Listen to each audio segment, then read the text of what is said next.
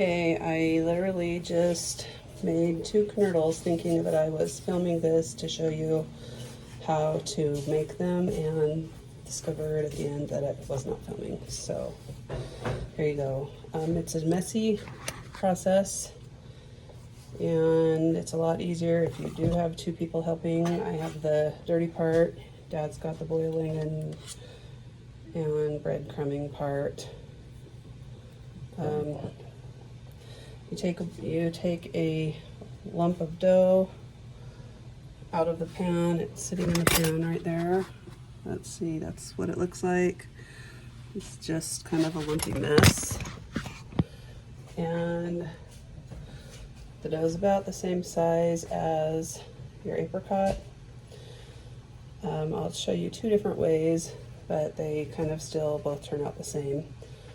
Flattening the dough, I usually just do it by hand because using the rolling pin has about the same effect, and then you just have a dirty rolling pin to wash after. So you just flatten the dough as much as possible. It's going to fall apart in places. It's just what happens. We cut our apricots in half because we want to make sure that the inside is not yucky. You don't have to do that usually, especially if they're smaller and they don't come from our trees, but they're not going to taste as good because ours taste better. So you literally just plop it on the apricot. If you need more flour, if your dough is too sticky, if it's sticking to your hands, just add a little bit of flour to it, and then just mush it around your apricot until you only see dough and you don't have any apricots showing. Takes a little bit of time. It's kind of a lengthy procedure, but really try not to have any of the fruit showing through the dough, because what happens is when you boil it, it cooks the fruit, it gets juicy, the fruit starts, the juice starts to seep out. So I've just been mushing it around until the whole apricot is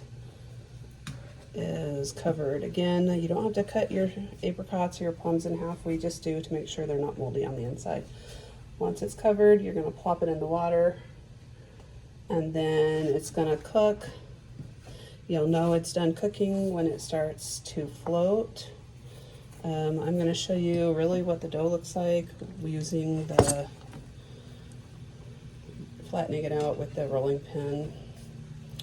So again, your ball of dough, about the same size as your apricot.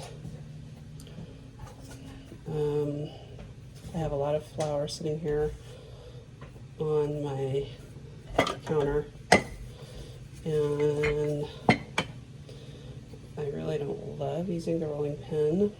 Like I said, it just makes your rolling pin real messy, and you get about the same results as just using your hand, getting messy hands, because your hands are going to get messy anyway. So the dough is pretty flat, still falling apart. So I'm just going to use this dough that is literally falling to pieces, plop it on the apricot. Remember, you can do this with plums too. Get the pieces of dough that fell off, smush them around. The plums are probably going to be a lot easier because, first of all, they're smaller than the apricots, especially our apricots, and you don't have to cut them open to check, because they're not going to be bad on the inside like our apricots get. So I am just smushing the dough around to make sure that it is covering all of the apricot. And see, since you have to do this anyway, I honestly would not even waste time with the rolling pin. Sometimes it's a little bit harder than others. Just add a little bit of flour so it will stop sticking to your hand. and stick to itself instead. Again, smushing this all around, making sure there are no spots that are really showing through. Sometimes it's a little bit harder than others. Sometimes you have to add a little bit of extra dough out of the pan to do that. But we're going to call this one done. The water's already been boiling. We're just going to plop it in. This one right here is kind of, you know, it's done because it's floating around, floating up to the top. So Dad's going to take it out. Just take it out. Use something so you don't touch the water, burn yourself.